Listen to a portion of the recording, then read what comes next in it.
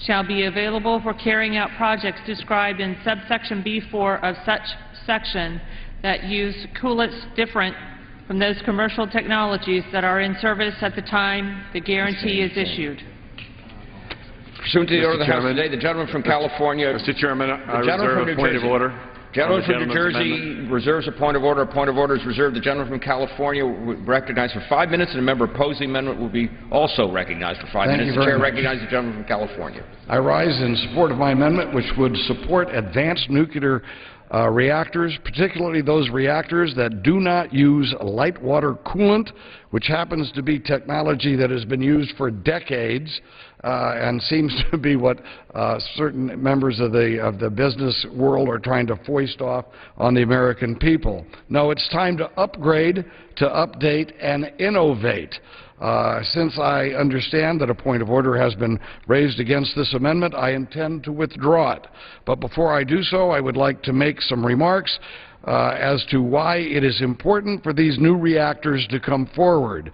As I stated earlier, these new technologies, such as the high-temperature gas-cooled reactors, hold significant promise of meeting our ever-increasing energy needs with safe, clean, reliable, cost-effective, non-carbon producing, proliferation-resistant, American-built nuclear power plants. A number of our commercial companies out there right now are ready to bring forth this cutting-edge nuclear technology and put it on the market and create new high-tech private sector jobs for the American people. Their success should be our goal. There is some mention of these technologies in the committee report. I'm very grateful for that, but I would like to draw attention to why these are so vitally important for our country. First of all, the small modular nuclear reactors, especially those which do not rely on decades-old light water coolant systems, exemplify the next wave of nuclear power, and we should pursue it far more aggressively than we are today.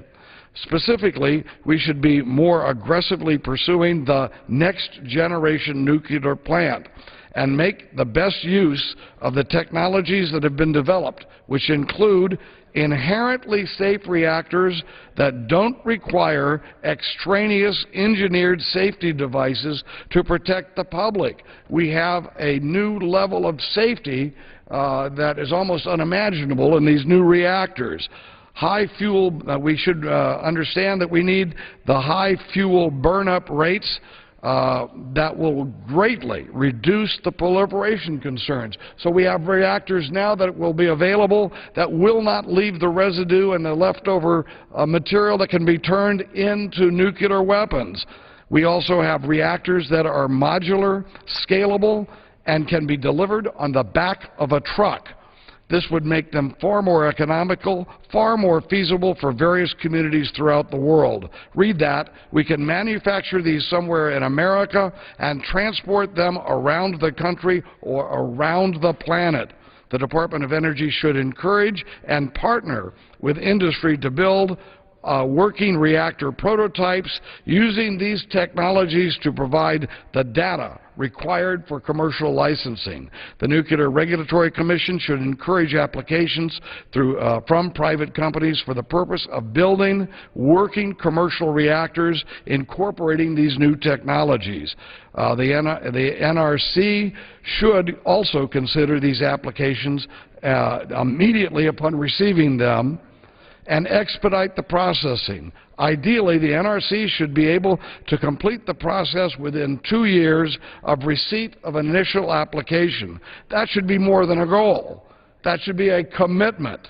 I hope I've made it clear how vital these technologies are to our energy future. We are either going to lead the world in the nuclear arena, or we are going to be left behind as a country. Now, I understand that there is a technical problem with this amendment, and I therefore would like to make sure that my colleagues understand the significance of this new technology, but I also understand that I will have to withdraw my amendment, and I do so at this moment. Consent to withdraw his amendment. Is there objection? Seeing none, the amendment is withdrawn. I'm a big supporter of nuclear energy.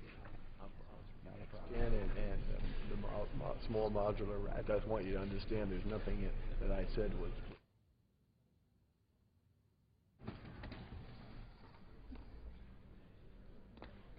Gentlelady from Florida. Mr. Chairman, I have an amendment at the desk. Clerk will report the amendment. Amendment offered by Mrs. Adams of Florida. Page 62, after line 2, insert the following. Section 609.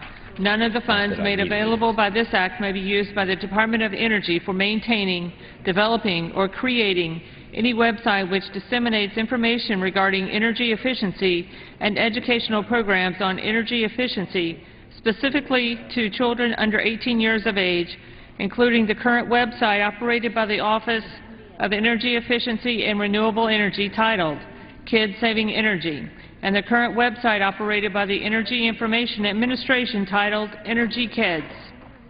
Pursuant to the order of the House today, the gentlelady from Florida, Ms. Adams, and a member opposed to the amendment will each control 5 minutes. The Chair recognizes the gentlelady from Florida. Mr. Chairman, I rise today in support of my amendment to H.R. 2354, which would eliminate wasteful spending at the Department of Energy. Why did the foolish gardener plant a light bulb? He wanted to grow a power plant. How did Benjamin Franklin feel when he discovered electricity? He was shocked. Mr. Chairman, what's shocking about this is how our hard-earned taxpayer dollars are being used. While some may find these jokes humorous, there are those of us who don't believe it's funny. There's nothing funny about a source of wasteful spending, and this is wasteful funding for these jokes. These riddles, along with numerous others just like it, are displayed in the U.S. Energy Information Administration's Energy Kids website, as seen here. The webpage also has Sudoku and crossword puzzles about greenhouse gases and coal-powered. And then these riddles and games are being paid for by you, the taxpayer, at a time when our country is facing enormous debt. In November, the American people sent a resounding message to Congress calling on them to stop wasteful spending and prioritize federal dollars towards job creation.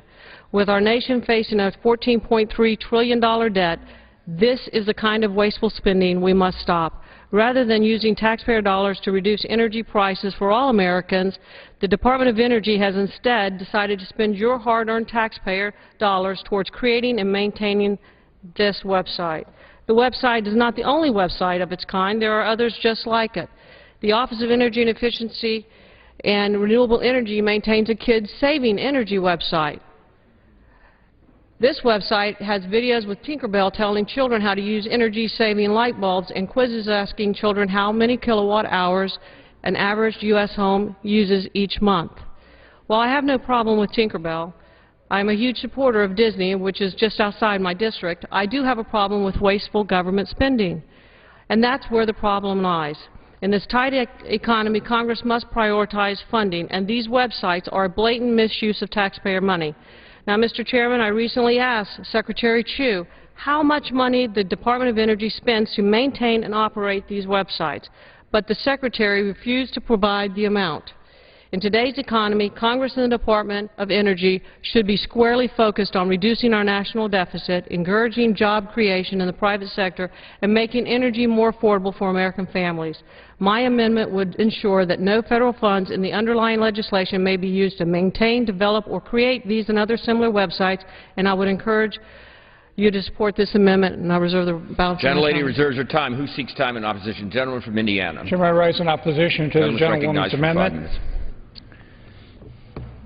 Mr. Chairman, there is a web page that has been described by the proponent of the amendment at the Energy Information Agency. Over the past 12 months, the website has had over 26 million visitors, visiting 224 million pages of information. It is not an underutilized site. And the fact is, young people access the kids page more than any other one on this website, visiting 16 million pages. Energy Kids gets nearly 10 times as many hits, if you would, as the adult version. The gentlelady talks about puzzles and other very elementary approaches as far as education. I think education, not being an educator myself, ought to be age appropriate. I would also point out that there has not been significant changes as far as the update for this site, trying to hold down the cost. And to the extent that work has taken place, $10,000 has been spent in fiscal year 2011, not necessarily in the coming year. There is no anticipated incremental cost for the Energy Kids website in the fiscal year 2012 President's budget. But the reason I really rise in opposition is not necessarily the details, but the idea that we should not look for ways to educate young people in this country. We are having attacks on science, we're having attacks on scientific knowledge, we're having attacks on education. What is wrong at this late date with educating young people and having the federal government reach out and provide information on conserving energy, using it wisely, recycling, so that we can reduce our dependency on energy? We have programs and have had them for years on drugs. Maybe for those under 18, we shouldn't have any federal expenditures to educate young people about drugs because, well, we got to save money. We're at a spot we just can't spend any more federal money on education. Well, we have an obesity problem in this country. Youth obesity is at a crisis level. But maybe what we should do is say, you know, if you're under 18, we don't want to spend any money educating you because we can talk to you when you're 19. We have a problem as far as people not getting enough exercise. Too many people use elevators. They park their car close to the door. So maybe we shouldn't spend any federal resources educating young people about, you know, you should walk once in a while. You shouldn't not sit on that couch all day. You shouldn't watch that TV all day. So let's stop educating. Let's stop using any federal money, because we got a debt crisis here. And I acknowledge that. So let's just stop educating young people. Let's just stop. And we'll wait till they're all 18. And they have diabetes too. And then we'll stop because they got a drug problem, but maybe we can convince them to get off of drugs when they're 18. Maybe we'll convince them they ought to get on a treadmill when they're 18. And in this case, when are we going to start? As a parent myself and not an educator, my sense is the damage is done for young people. That's why we have a Head Start program by the time they start school. Children have that impression. They gain that knowledge. They have values that are transferred to them by their parents. And I certainly think there's an absolute role by the federal government to help young people know what are the values and what are things to do that will improve our society for them and their generation. I'm strongly opposed to this amendment, and I would reserve the balance of my time. Gentleman reserves his time. The gentlelady from Florida. Thank you, Mr. Chairman. And I appreciate that. I, too, want to encourage our young people to get outside and exercise instead of staying on their computers and playing Sudoku games and other games through this website. We need to look at the funding that's being spent. And while you quoted numbers, the Secretary couldn't give me any numbers in committee. And we have asked for those numbers, and he has still yet to provide them. So, again, I would recommend and ask my colleagues to support this amendment, and I'll reserve the balance of my time. Gentlelady reserves her time. The gentleman from Indiana has the right to close. He has 30 seconds remaining, and the gentlelady has a minute and a half remaining. I would ask that my colleagues support this amendment, and I'll yield back my time. Gentlelady yields back her time. The gentleman from Indiana. I would simply close. The gentlewoman talked about getting people away from their computers, and I would agree that we need a balance in life. That's why we should educate people, children, that there is a value in sitting in front of that computer, in gaining knowledge through that computer, in using it for your homework, but then getting out and exercising. Making sure they know they shouldn't do drugs, making sure that they should eat appropriately, and not being a terribly compliant person as far as technology. I understand that you could take a walk and still access that site. So why don't we do both? I would ask the gentlewoman to consider withdrawing her amendment, but would state my opposition to it. Questions on the amendment offered by the gentlelady from Florida? Those in favor signify so by saying aye. Aye.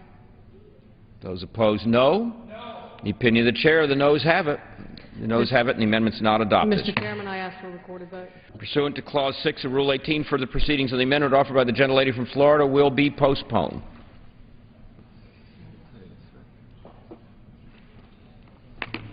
Gentleman from New Jersey. Mr. Chairman, I move to strike the last word. The gentleman's recognized for 5 minutes. And yield to the gentleman from Washington, Mr. Wu. Thank you very much, Mr. Chairman.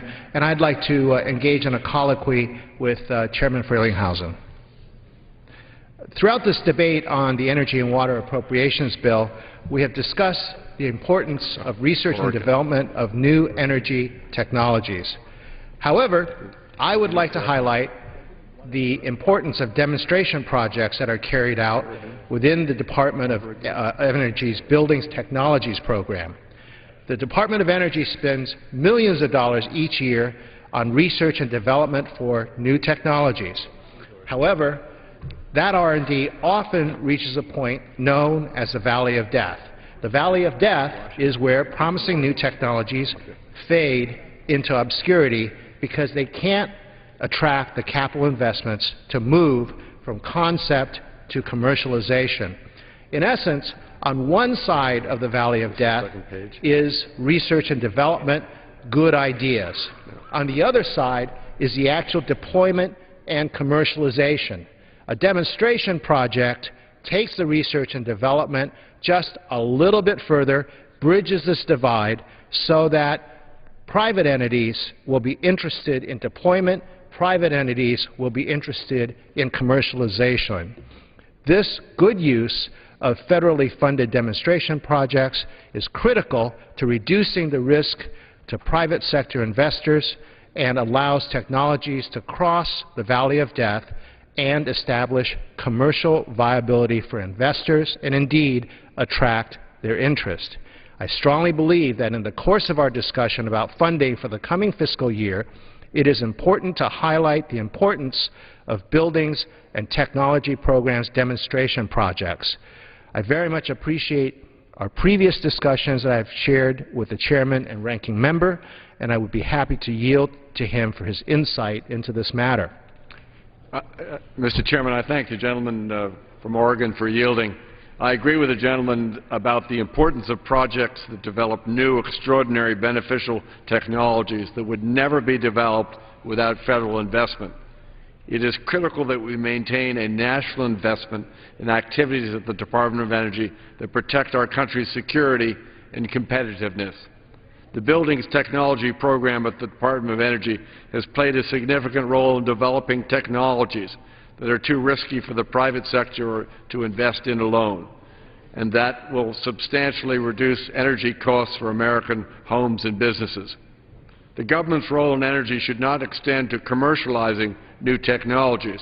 It's the role of the private sector to deploy them. However, without many of the projects that develop these new technologies, it would be too risky for private companies to invest. I wanted to thank the gentleman for his commitment, his deep commitment to advancing American technology and innovation. I look forward to continuing to work with him on this important issue.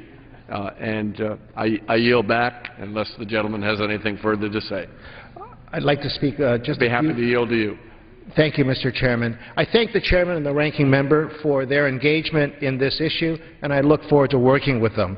The chairman knows that fully 40% of total energy use in America is in buildings, and fully 70% of electricity use is in buildings. So when we make buildings more efficient, this is indeed the low-hanging fruit toward future energy efficiency. And in fact, the ability to bring new, innovative, American-made technologies to market is key to rejuvenating our economy. Successful projects in the Building Technology Program will result in the manufacture and sale of new products here in the United States and result in rejuvenating our economy and building good American jobs here. I thank you, Mr. Chairman. I thank the ranking member, and I yield back to the chairman. Mr. Chairman, I yield back. Thank you. The gentleman yields back. Do I need this? For what purpose does the gentleman from New Jersey rise? Mr. Chairman, I move that the committee do now rise. The question is on the motion to rise. All those in favor say aye. Aye. All those opposed say no. The ayes have it. The motion is adopted. Accordingly, the committee rises. Okay.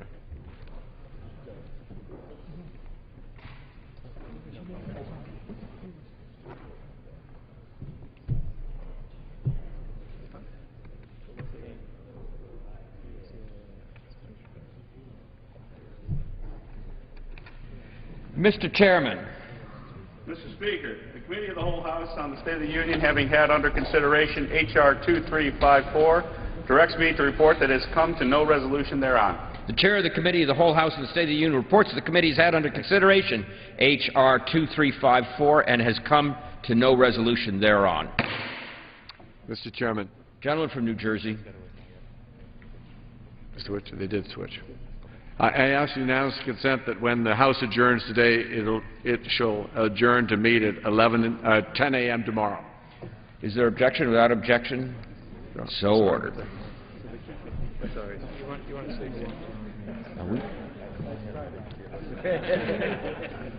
I was trying to push. The Chair lays before the House the following personal request. Leave of absence requested for Mr. Ellison of Minnesota for today. Without objection, the request is granted. Under the Speaker's announced policy, January 5, 2011, the gentleman from New York, Mr. Reed, is recognized for 60 minutes as the designee of the Majority Leader. Thank you, Mr. Speaker. I rise today to have a discussion, an important discussion, that we should focus on, I believe, here in the House, in the Senate, and in the White House. That is a discussion focusing on jobs. We need to get America back to work. We have been focusing now on this side of the aisle, in our committee work, day after day after day, to present proposals. We've moved them, we've adopted them here in the House, that focus on policies that are going to promote the private enterprise, the private sector, that are going to promote the development of an environment where people will take the risk and become job creators and put people back to work here in America. You know, I talk often in my office, back in the district, as I go out to town hall meetings and have conversations with people as I go down the street to our local supermarket and to our local stores. You know, I focus on 4 areas that we need to adopt legislation here in Washington, D.C., or repeal legislation in Washington, D.C., that will create an environment where jobs will be created for generations to come. The first and probably the most appropriate and important focus that we should be spending time on today is the question of getting our fiscal house in order. You know, we've had a lot of debate over the last few months, weeks, about this debt ceiling that's coming to roost and the vote that we're going to have to take here in the House, I would imagine. And one of the reasons why that is so critical, why that issue is so critical to us at this point in time, is we need to demonstrate to the world that America is going to get its fiscal house in order once and for all, so that our markets recognize that we are serious about this issue, that we recognize that $14 trillion of national debt is just not sustainable, and that it really will destroy America as we know it. And more importantly, what it will do, when we send the message, if we can adopt a policy here out of Washington, D.C. that deals with the debt ceiling, but fundamentally deals with the underlying debt, it will send a message that the American market is something that you can invest in again around the world, that foreign investors, domestic investors will have the confidence and the certainty that America is a place to invest your dollars, your foreign currency, to create the new environment, the new marketplaces, the new facilities, the new manufacturers, the new industrial base to put people back to work again. I am extremely confident that we here in the House of Representatives, in particular on our side of the aisle, can come to a reasonable solution to this debt ceiling issue and do it in such a way that takes care of the debt ceiling crisis, but also takes care of the underlying debt crisis that put us into this situation and will continue to put us in this situation unless we get serious and deal with it now. This is the time, this is the moment, and that will send that indication to the world that America is strong and we can invest here and put people back to work. The second thing that I tell people as I go around and I talk to them in my district and I talk to people on the street and see them as we go down the road is that what we need to do in Washington, D.C. is to set the agenda out of the House that will create an environment where regulations out of Washington, D.C.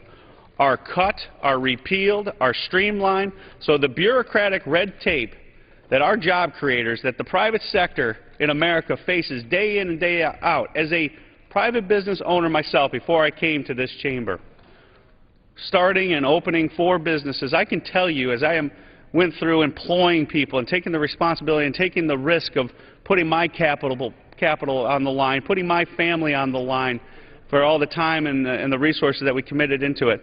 The bureaucracy that I dealt with in creating those businesses and putting those people back to work was mind-boggling. And I talked to business owners across all of America and people that want to go out and start their own businesses. And what they tell me is, you know, all I want to do is manufacture my widget. All I want to do is go out and provide the service that I enjoy doing, that I have made my career or my passion in life. But yet what I find myself doing when I go down this path is complying with paperwork, complying with regulations, spending hours upon hours, not innovating, not creating new technology, not figuring out a better way to deliver services at a better price and in a better fashion, or creating a new widget or creating a new product in a more efficient manner. I spend hours filling out paperwork to comply with regulations coming out of Washington, D.C. and out of my state capital. And I will tell you that resonates with me. And that's why we need a policy here in Washington, D.C. that calls upon every regulatory body in Washington to look at the impacts of their regulations from an economic point of view, how it's going to impact that creation, that innovation of the private sector in a negative way, and balance that in relationship to what the goal of the regulation is. And sometimes those goals are very good. A lot of our environmental laws are reasonable and regulations are reasonable, but they take a balanced approach to accomplishing what we all want: clean air, clean water, you know, a clean environment to pass on to our kids and to the next generation. But at the same time, we can't do it without recognizing that if we kill the American way of life, that there'll be no America for our children to enjoy. So we got to have a common sense, balanced, reasonable approach to this philosophy, this government and this regulatory expansion that's coming out of Washington that needs to be crippled and needs to be cut and needs to be repealed. So I have focused a lot of my effort, and a lot of my colleagues have spent a lot of time talking about and implementing legislation that will cut the agency's ability to promulgate those regulations that will destroy America unless they're reined in. So we need to focus on that second point. The third point, I have talked to so many folks about our tax code till I'm blue in the face. As a member of the Ways and Means Committee, I can tell you that going through the 70,000 pages plus of the tax code and the tax regulations is mind-numbing. And the problem is we're forcing all of Americans to try to comply with that code. We have talked about, since we took the majority, since I came here in November as an elected new member of Congress, I have spent a tremendous amount of time trying to advocate for comprehensive tax reform that will streamline the code, make it much more competitive, bring down the corporate rates and the individual rates to a point with the pass-through entities that have to be taken care of, so that we are competitive on the world stage in dealing with our tax code. I'm glad to see the President the other day was talking about, in this debt ceiling debate, how he was targeting some loopholes and exemptions and, you know, the corporate jets. Like, we're here on the Republican side standing, we came to Congress, we left our families, we left our businesses because we want to protect corporate jets. Come on. That's not being honest with the American people. We have been talking about comprehensive tax reform from day one. We're ready to go. I'm glad the President now has conceded that that's where we have to go, and that's part of this debt ceiling conversation, and it needs to be. So the bottom line is we make that tax code more competitive, we streamline it, so that honest, hard-working Americans can comply with it, and we make it the code, revamp the code, reform the code in such a way that it's a competitive tax code that doesn't excessively burden those in the private sector and those all taxpayers across America with that tax burden that's just going to kill America if we don't get this spending under control upon which those revenues from the tax code go to take care of. The fourth point that I stress to people as I go around and I talk to them is that we need a domestic-oriented energy policy that taps into our energy in such a way that it's comprehensive. It is an all-of-the-above approach. And what I mean by that is, you know, when I was the mayor of the city of Corning, and we'd have people coming in and talking to us about citing a new facility or a new manufacturing base or a new operation, you know, there was always the part of the conversation that we got to was, okay, why should I invest in the city of Corning in the state of New York? What are your tax rates? What's the tax burden I'm looking at? What are the insurance costs that I'm going to have to pick up by coming to the state of New York, the city of Corning? And the other issue that was repeatedly discussed in the top three of those conversations was, what are your utility costs? What is the cost of me for producing this new product or this new technology going to run me?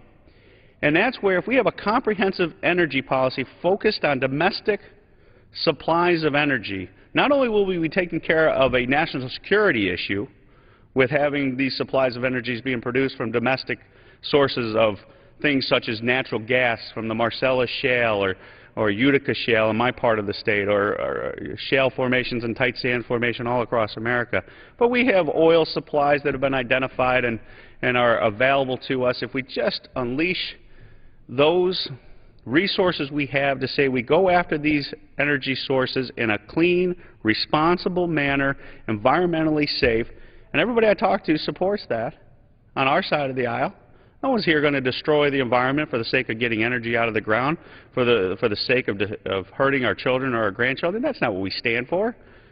But we stand for focusing on those energy supplies that are here and promote those energy supplies so that we have a source of energy that's dependable, that will provide us with long-term, low-cost sources of energy supplies to our manufacturer, our industrial bases, and reignite America again so that we become a powerhouse in the area of employment and put our people back to work.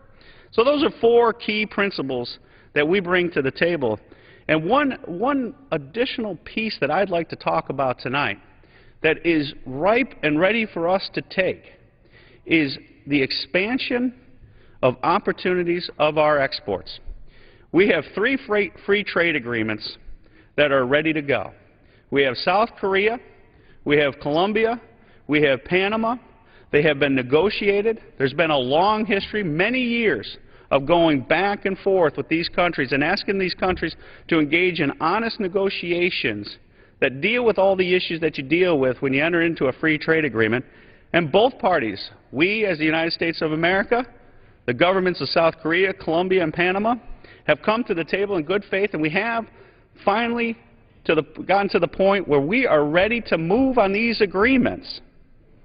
All the issues have been negotiated. All the issues of the free trade agreements have been taken care of. Now, I know there's an issue in Washington, D.C. that we're still dealing with when it comes to trade adjustment assistance, but fundamentally the free trade agreements have been negotiated and worked out with these countries, and we're ready to go. We're waiting, but what are we doing? We're waiting on the White House to send them up here. We're waiting on the President, who set in his State of the Union message a goal of doubling our exports. A great goal. I applaud the goal. But in order to double our exports out of America, we got to create an environment in which the private sector flourishes, such as those 4 points, and focus on those 4 points that I just talked about. but we also have to expand the markets upon which those new products and our existing products can be sold to so that we can increase and meet that export goal. That's why I supported the free trade agreements when I came to Congress and as I went out on the campaign trail. And we have 3 great agreements that are ready to be moved and ready to be voted on, and I think have strong support on both sides of the aisle. You know, and these, under the President's own numbers,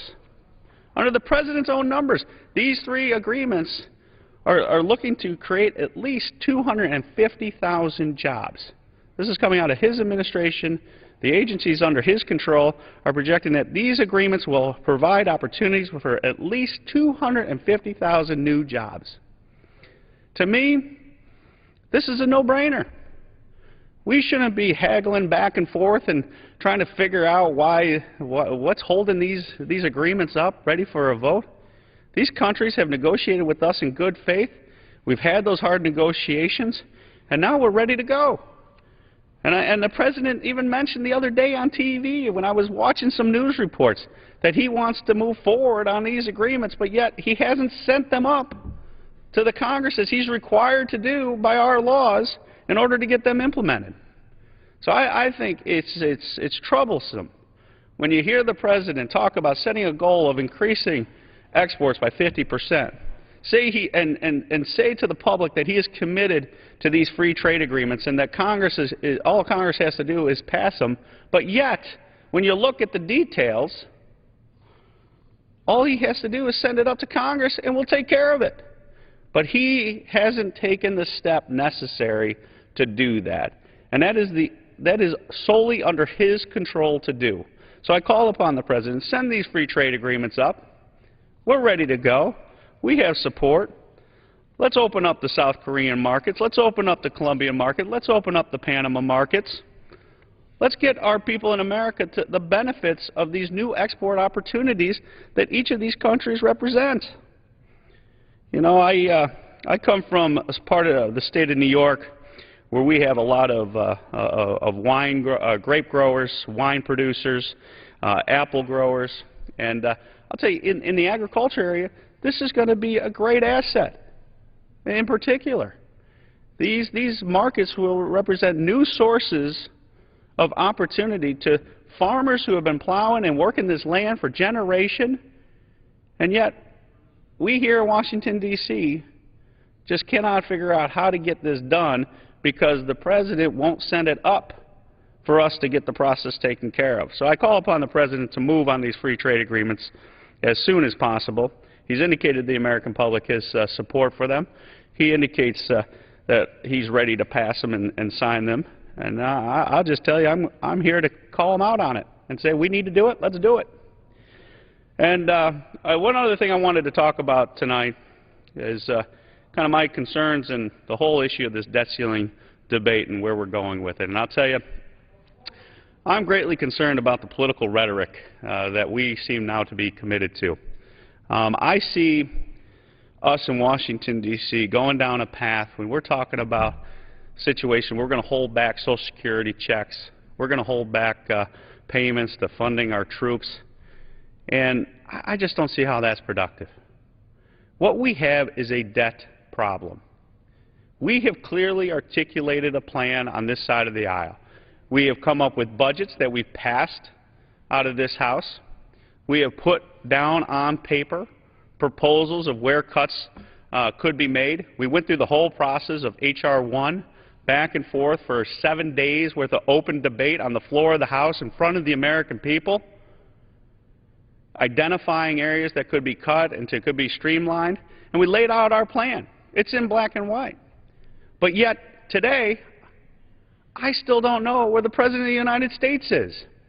Now, I hear a lot of news reports about some type of position that the President has taken on $4 trillion, and it supposedly has $3 trillion worth of cuts and $1 trillion worth of tax increases. I've never seen that. Actually, I've heard discussions that have cited sources in the White House or sources off the Hill that show the package having $3 trillion of tax increases with only $1 trillion worth of cuts. Now, I don't know if that's the case because I don't know what the president's really standing for because I've never seen it in black and white. But what I would ask is that the president put it on a piece of paper, because if he's asking me, as a member of Congress, to support debt ceiling relief in exchange for $3 trillion worth of new taxes, I'm not going to do that, because that taxes everybody in America. Every man and woman and business in America violates a campaign pledge made by the president on his campaign where he would not raise taxes on the middle class. So I want to see what he's proposing. And, you know, I am greatly concerned that we're also at the point where we need to have this conversation in front of the American people. We need to have the American people weigh in on what the detailed proposal is. You know, we've been very transparent. We've been very open. We here in the House, especially on the House, this side of the aisle, the House Republicans have put the budget out, have gone through H.R. 1, have put documents out that have been scored by the CBO and as to what impact they'll have financially. But we haven't seen anything from the president. And the American people deserve the opportunity to know where the president is at in these discussions. What we cannot do, we cannot get to the 11th hour and say, here it is, America, take it or leave it. That's just not right. That's just not responsible governing. What we need to do is have a thoughtful, honest debate back and forth with our positions. Mr. President, you said the other day that you're ready to, don't call my bluff, I'm going to go to the American people. I tell you, go to the American people. I want to go to the American people. I came to Congress to have this discussion in the open in front of the world because it's time. We need to. And until we see a plan, we can't have that honest debate that our forefathers, our founding fathers, and so many have sacrificed to give us. The transparency of democracy. The transparency of to come to this chamber that is filled with so much history and have the debate. Go to the Senate floor and go into the American public. Go into the living rooms of the American public and say, this is what we're talking about. This is what we're fighting about. Now, I'm ready to have that debate. I'm ready to have that conversation. And I know at the end of the day where I will come out. I will stand for a product that gets this nation taken care of for generations because its fiscal house is once and for all taken care of.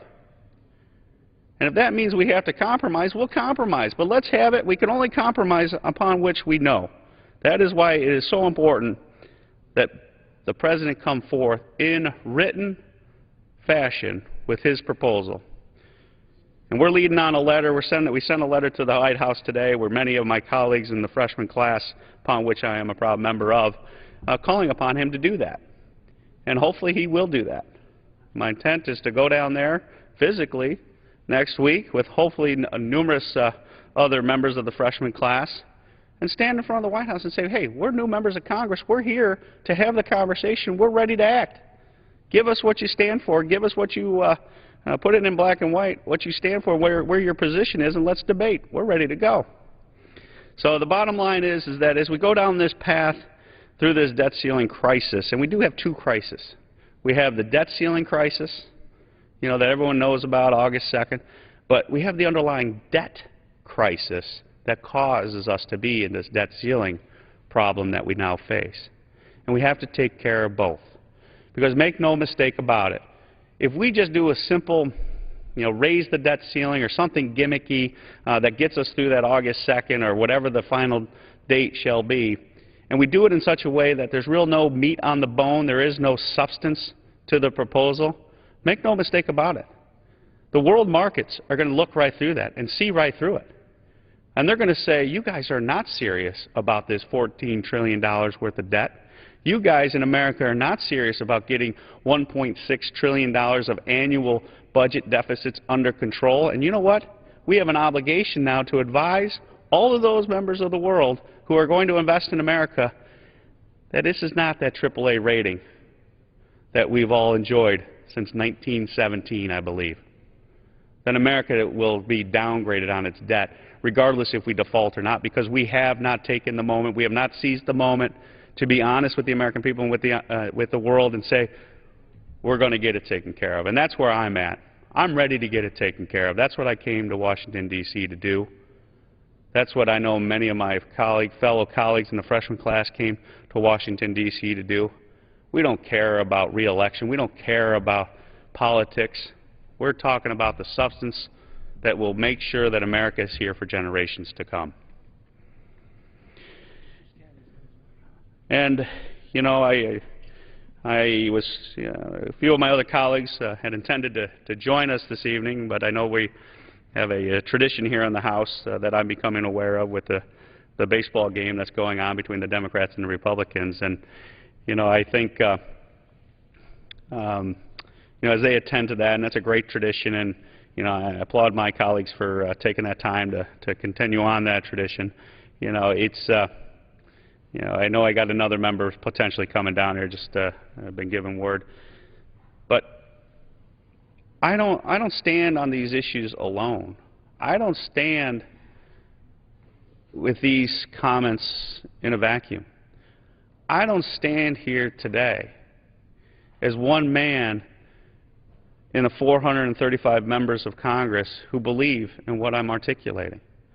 There is an army of people in Washington who are standing with me and with whom I am standing, who believe the same way, that it is time to get our fiscal house in order. It is time to advance an agenda out of Washington, D.C. that once and for all shows a firm commitment to the private sector and reins in government so that government does not kill the private sector and the dreams of all the Americans that are yet to come. So I am looking forward to continuing this debate and moving forward on the issues that we have talked about. And as we deal with these issues, I do it mindful of the situation that we face on a day-to-day basis of the politics of Washington, D.C. But yet I'll tell you, even though I'm aware of those politics, the issues that we are talking about today, the issues that we're facing, transcend politics. And I was pleased today I was able to get an amendment offered on the floor and some of the debates in our appropriations process where I reached across the aisle to a colleague of mine from Buffalo from the other side, and we legislated. We adopted policy. We adopted an amendment to that appropriation bill that I think is going to be good for America. And it showed, I think, in that instant to me, and I hope to many others, that we can work together. That we can work together in a bipartisan fashion to tackle the issues that are facing America, such as that which we took care of today between Mr. Higgins and myself. And that philosophy is alive and well. I know the press likes to, you know, gin up headlines based on the partisan debate that we often have here in the chamber, and they try to paint us all as we're in one camp in the Republican side and they're in the other camp on the Democratic side.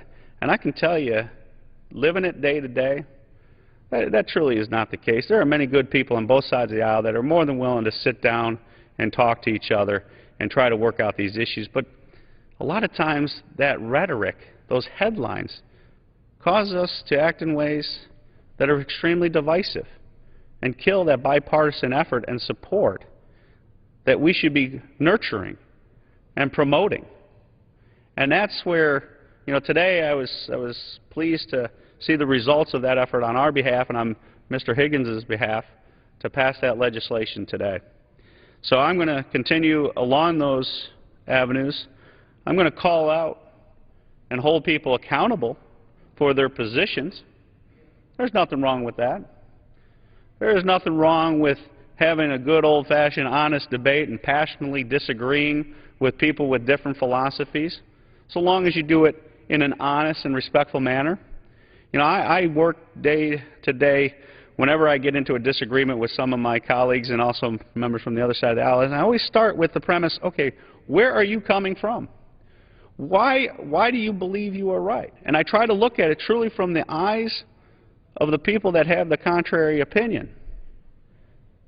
And many times that has opened up my eyes and allowed me to learn from that exchange and strengthen my position, maybe cause my position to bend a little bit, or as I learn and grow, to maybe change those positions. But I can tell you that we should always start by having that conversation. But I have seen where a lot of times people don't want to do that. They don't want to really take the effort or make the effort or take the time to really try to look at it through the eyes of the other person, to understand where they're coming from and what their philosophy really is all about. And I think if we at least do that, if we at least promise to each other that we're willing to do that, this chamber would work tremendously much better, if I would, much better as a body as a whole. And my colleagues in the Senate would also be working in a much better fashion. And as we work with the White House and with the President of the United States, we could also develop that type of relationship. So I encourage all my colleagues and all my friends to continue with that effort, as I pledge here today to do. And as we go forward, I guess I will keep that in heart, and I will continue to do my part in that effort. And as I started this conversation tonight, ladies and gentlemen of America, and to Mr. Speaker, this is about jobs. This is about adopting a philosophy, a new culture in America that recognizes that the private sector is that engine that's going to be the spark of this economic recovery, and we need to focus on that. And we need to expand on our opportunities that are right before us with these free trade agreements. When you talk about South Korea, Colombia, and Panama. And I would ask all my colleagues to always focus on getting Americans back to work, because if we do that, we will have a recovery. We will address much of this budget deficit problem, and because the increased revenue that will come from that expansion of getting people back to work and get that economy going, and we'll have a much better world upon which to legislate going forward. Mr. Speaker, with that, I would like to yield back the balance of my time. Gentleman yields back. Does the gentleman from New York have a motion? Yes, Mr. Speaker, thank you. I rise with a motion to adjourn.